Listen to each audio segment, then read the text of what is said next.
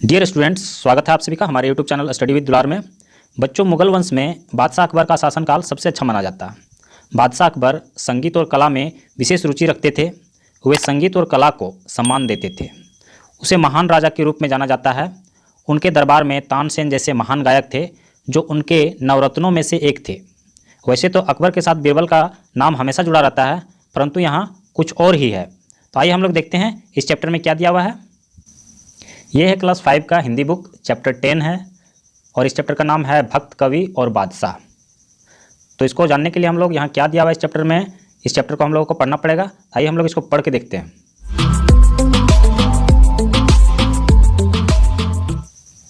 मुगल सरदार बाबर ने अफगान बादशाह इब्राहिम लोदी और मेवाड़ के महाराणा संग्राम सिंह को हरा दिया था। भारत में मुगल राज कायम कर दिया।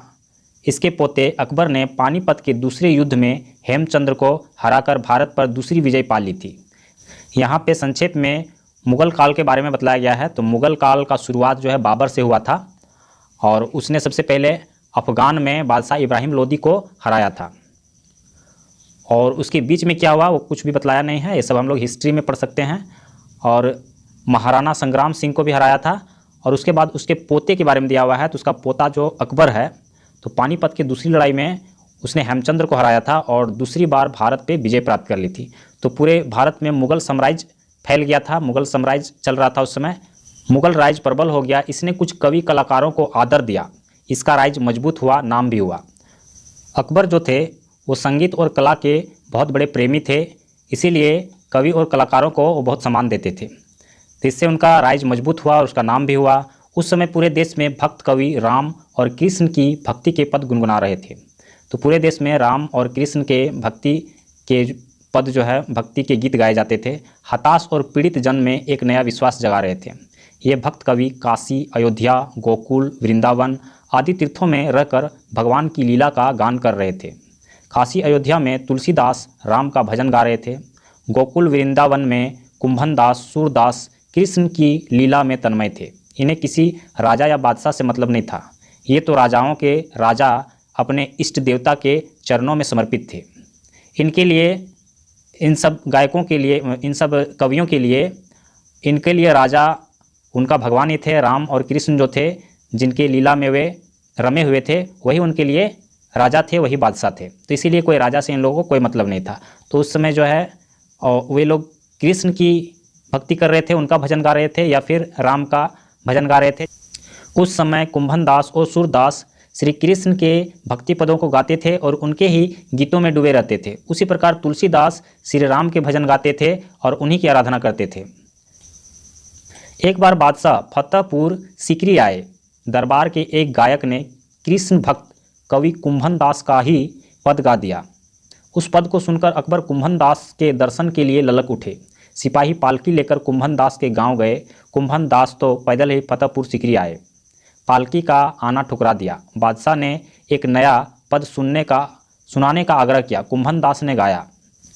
अब यहाँ पे एक बार बादशाह जो है फतेहपुर सीकरी आए थे और उनके दरबार में किसी ने कुंभन दास के कृष्ण भक्ति के पद गा दिए। तो उन बारीकियों को वो समझते थे। अकबर जो बादशाह थे वो भजन के या कविता के बारीकियों को समझते थे, इसीलिए वे जिनके द्वारा जो रचित होते थे तो उनको देखने के दर्शन उनके मन में ललक उठती थी।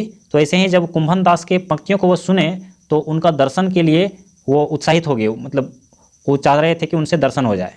तो वे उनके दर्शन के लिए वो जहाँ रहते थे कुंभन दास, तो वहाँ पे अपने सिपाहियों को बोले कि पालकी लेकर जाओ और उनको लेकर आओ। लेकिन पालकी लेकर तो गए, लेकिन कुंभन दास वहाँ से पैदल ही आए, उस पालकी में नहीं आए। और उन्होंने कुंभन दास को एक नया पंक्ति जो है सुनाने के लिए कहा था। तो कुंभन दास ने गाया, संतन को कहा सिकरी सो काम, आवत जात पनहिया टूटी विसरी गए हरि नाम।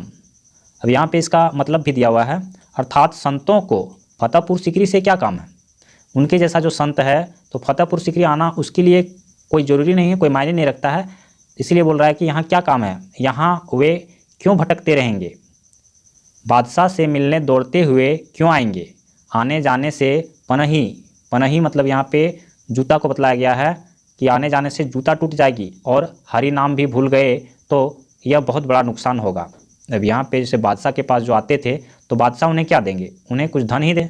और उस धन के लालच में अगर वो बादशाह के पास बार बार आते जाते रहे तो उससे नुकसान तो होगा ही, साथ ही उस लालच में वो जिस धुन में रमे हुए हैं, जिस प्रभु का नाम ले रहे हैं, उसको वो भूल जाएंगे। उन्हें बादशाह से कुछ नहीं पाना है, उन्हें हरि को नहीं खोना है।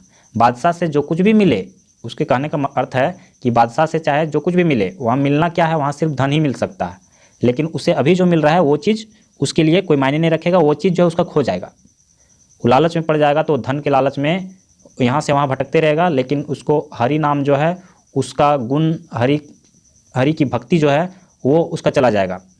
तो इसीलिए उसको ऐसा कुछ भी नहीं पाना। बादशाह समझ गए कि कुंभन दास बड़े निडर हैं। निडर है मतलब कुंभन दास बादशाह से नहीं डरते, स्पष्ट वक्ता हैं, सच्चे भक्त हैं। ये बादशाह को खुश करना नहीं जानते, ये दरबारी नहीं है, इन पर नाराज़ नहीं होना है। अब बादशाह जो अकबर है वे उनकी सच्चाई को समझ रहे हैं कि कुंभन दास बादशाह के डर से नहीं आए हैं, और बादशाह को क्या समझा रहे हैं ये भी उनको समझ में आ रहा है।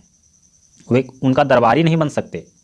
तो इस बात को बादशाह समझ रहे हैं। और कोई भी दूसरा अगर कवि रहेगा तो क्या करेगा, वो बादशाह के प्रशंसा में अपनी कविताएं सुनाएगा, लेकिन ऐसा कुछ भी नहीं हुआ। यहाँ पे अपनी सच्चाई को सुना रहे हैं कि अगर हम बादशाह के धन के पीछे चलते हैं तो फिर उनका हरि नाम खो जाएगा।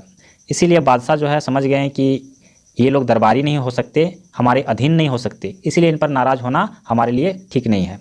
अकबर कुंभन दास पर नाराज़ नहीं हुए, स्वाभिमान और गौरव के साथ कुंभन दास लौट गए, और वे जिस बात को रखने के लिए आए थे, जो कुछ भी बादशाह को समझाने आए थे, वे कहकर लौट गए। स्वामी हरिदास के शिष्य तानसेन अकबर के दरबारी बन गए। तानसेन एक बहुत ही महान गायक थे, लेकिन वो अकबर के दरबार में रहते थे। कई सारे जो है गायक भक्ति रस में डूबे हुए थे, वे किसी के दरबार में नहीं रहते थे, लेकिन तानसेन जो है उनके दरबार में रहने लगे। अकबर बहुत खुश हुए। एक बार तानसेन ने भक्त कवि सूरदास का पद सुनाया, बादशाह बेसुध हो उठे।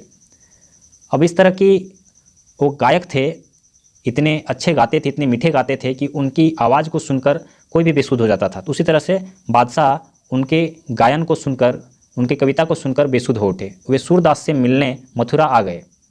वे सूरदास के पास आए। अब जिसका गाना सुनते थे, अब उनके मन में इच्छा हो जाती थी कि इतना सुंदर गाना कौन लिखा, किसने रचा इसको।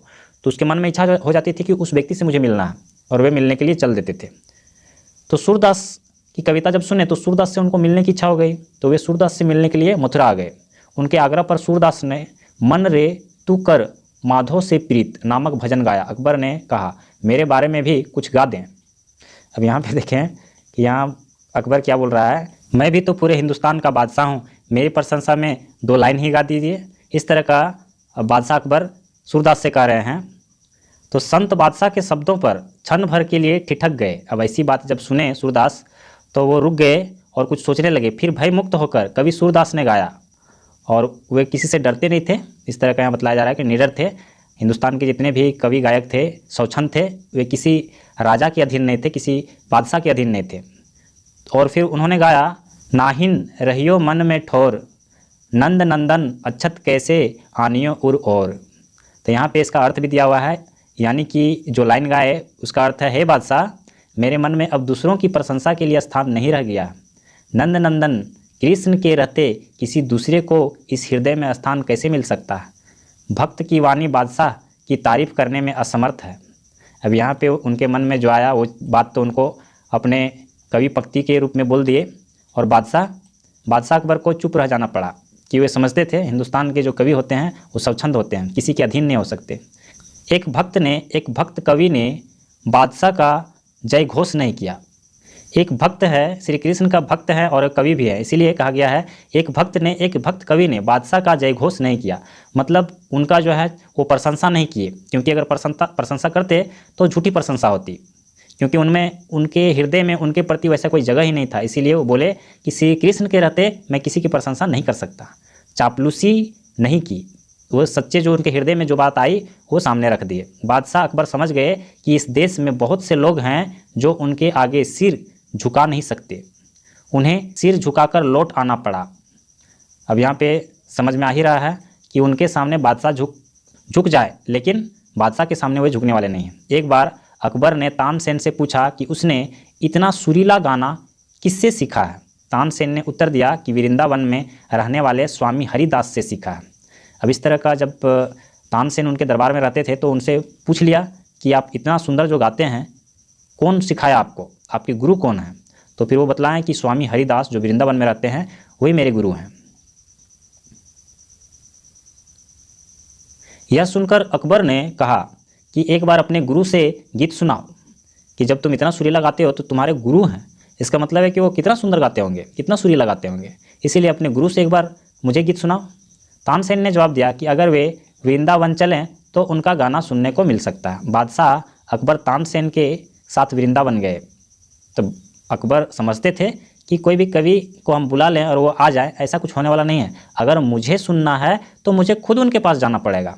तो वे तानसेन के साथ वृंदावन चले गए। स्वामी हरिदास समाधि में थे। तो उस समय जितने भी भगवान को जो भक्ति करते थे, जो भक्त होते थे, वे समाधि में रहा करते थे। तानसेन ने प्रणाम किया और पास में रखे तंबूरे को उठा लिया। तंबूरे जिस पर उंगली चलाते हैं, जिसमें कुछ म्यूजिक निकलता है, उसको उठा लिया। उस पर राग आलापना आरंभ कर दिया। अब उस पर जो गाना जो सीखे थे वो अपना गाना गाने लगे। हरिदास स्वामी की समाधि टूट गई। वे जब सुने संगीत को तो फिर वो समाधि से उठ गए। वे बोल उठे, तानसेन तू इतना सीख कर भी अशुद्ध गाता है।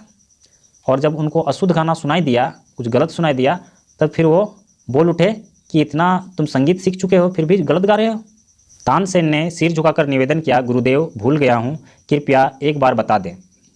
अब तानसेन को जब इस तरह से उनका गुरु ने कहा तो वे बोले कि गुरुदेव मैं भूल गया हूँ, एक बार मुझे बता दें मतलब गा कर सुना दें। तानसेन गाने के लिए तो जान रहे थे, लेकिन अपने गुरु से कैसे गवाया जाए इसका उपाय लगा रहे थे, इसीलिए वे गलत गा रहे थे। स्वामी जी ने वीणा लेकर आलाप किया तो उनके गुरु जो हैं वे तंबूरा ले लिए, वीणा ले लिए और आलापना शुरू किया। अपना सुर जो है मिलाने लगे। उनके संगीत से सभी बेसुध हो गए। ओवैस बदले हुए अकबर ने नमस्कार किया, सभी विदा हुए। अब इस तरह का वो संगीत, इस तरह का गीत गाए कि सभी उस संगीत में डूब गए। उसके बाद अकबर उनको प्रणाम किए, नमस्कार किए, फिर वहाँ से विदा हुए। अब रास्ते में बादशाह अकबर पूछ रहे हैं कि तानसेन तेरे गीत में कभी इतनी आनंद नहीं आया, क्या बात है? कि मतलब इस तरह का जो उनके गीत में जो रस था, जो अनुभूति हुआ, वो तुम्हारे गीत में कभी नहीं होता। तो तानसेन ने बेखौफ जवाब दिया, इसका कारण है कि मैं दिल्लीपति का गवैया हूँ। स्वामी हरिदास तो जगतपति के गायक हैं, उनसे मेरा क्या मुकाबला। जब यहाँ पे बिल्कुल सच बात यहाँ पे जो है वही चीज़ बोला गया है कि मैं दिल्लीपति मतलब इस देश का जो बादशाह है, मैं उनके अधीन काम करता हूँ, मैं उनका गवैया हूँ, उनके लिए गाता हूँ। लेकिन हमारे गुरु जो हैं स्वामी हरिदास, वे जगतपति मतलब ईश्वर के लिए, उनके भजन में, उनके भक्ति में लीन होकर गाते हैं। तो उनसे भला मैं क्या मुकाबला कर सकता हूँ? यह सुनकर बादशाह अकबर की बोलती बंद हो गई। मन ही मन में स्वीकार लिया कि हिंदुस्तान के संत भक्त बहुत ऊंचे हैं, इन्हें दरबारी नहीं बनाया जा सकता। तो इस बात को वो समझते थे कि इतने ऊंचे पद में हैं, उनकी भक्ति इतनी ऊंची है कि उन्हें कोई दरबारी नहीं बनाया जा सकता, वो किसी दरबार में नहीं रह सकते। तो इस तरह से सोचते हुए बादशाह अकबर चुप हो गए और हिंदुस्तान की महिमा जो है उनको समझ में आती थी। यहाँ पे यह चैप्टर समाप्त हो जाता है। आइए देखते हैं इसमें क्या क्वेश्चन दिया हुआ है। तो अभ्यास में नंबर 1 में जैसे कि हर चैप्टर में दिया है, पढ़े और समझे। यहाँ पे शब्दार्थ दिया हुआ है, हिंदी शब्दार्थ, आप इसको पढ़कर याद कर लें। और क्वेश्चन नंबर 2 में इन शब्दों का लिंग निर्णय करें, मतलब इसमें बतलाना है कि ये शब्द जो दिया हुआ है ये स्त्रीलिंग है या पुल्लिंग है। क्वेश्चन नंबर 3 में इन शब्दों को शुद्ध कर लिखें, मतलब ये जो शब्द लिखा हुआ है ये सारे अशुद्ध है, इसको सही करना है। और क्वेश्चन नंबर 4 सोचें और बताएं, ये इस चैप्टर का मुख्य क्वेश्चन है। तो आइए मैं आप लोगों को इसका आंसर बना के दिखाता हूँ। ये है चैप्टर 10 का क्वेश्चन आंसर। इन शब्दों का लिंग निर्णय करें। तो यहाँ पे जो शब्द स्त्रीलिंग है, पुल्लिंग है, वो सारे लिख दिया गया है, आप यहाँ से देखकर लिख सकते हैं। और क्वेश्चन नंबर 3 में इन शब्दों को शुद्ध कर लिखें, मतलब इसको सही करना है। तो यहाँ पे जो काले शब्द अक्षरों में लिखा हुआ है तो ये जो है ये सब सही है, तो इसको यहाँ से आप देख कर लिख सकते हैं। क्वेश्चन नंबर 4 सोचें और बताएं, जो इसका मुख्य क्वेश्चन आंसर है। अकबर ने किसे हराया था? अकबर ने हेमचंद्र को हराया था। राम भक्त कवि कौन थे? राम भक्त कवि तुलसीदास थे। कृष्ण भक्त कवि कौन थे? कृष्ण भक्त कवि कुंभन दास एवं सूरदास थे। अकबर के दरबारी गायक कौन थे? अकबर के दरबारी गायक तानसेन थे। स्वामी हरिदास कौन थे? स्वामी हरिदास तानसेन के गुरु थे। तानसेन ने क्या बताया? तानसेन ने बताया, मैं दिल्ली पति का गवैया हूँ, स्वामी हरिदास तो जगतपति के गायक हैं, उनसे मेरा क्या मुकाबला। अकबर ने क्या सोचा? अकबर ने सोचा, हिंदुस्तान के संत भक्त बहुत ऊंचे हैं, उन्हें दरबारी नहीं बनाया जा सकता। सूरदास ने कौन सा पद गाया था? सूरदास ने इस पद को गाया था, नाहिन रहियो मन में ठौर, नंद नंदन अछत कैसे आनियो उर और। तो यहाँ पे यह चैप्टर पूरी तरह समाप्त हो जाता है। अगर आप लोगों को किसी तरह का कोई भी प्रॉब्लम हो तो आप हमें कमेंट कर सकते हैं। मेरा व्हाट्सअप नंबर दिया हुआ है, आप उसमें व्हाट्सअप कर सकते हैं। तो इसी तरह का और वीडियो पाने के लिए हमारे चैनल को सब्सक्राइब कीजिए, अपने दोस्तों के साथ शेयर कीजिए, और अगले चैप्टर को पढ़ने के लिए हम लोग नेक्स्ट वीडियो में चलेंगे। तो आइए हम लोग नेक्स्ट वीडियो में चलते हैं।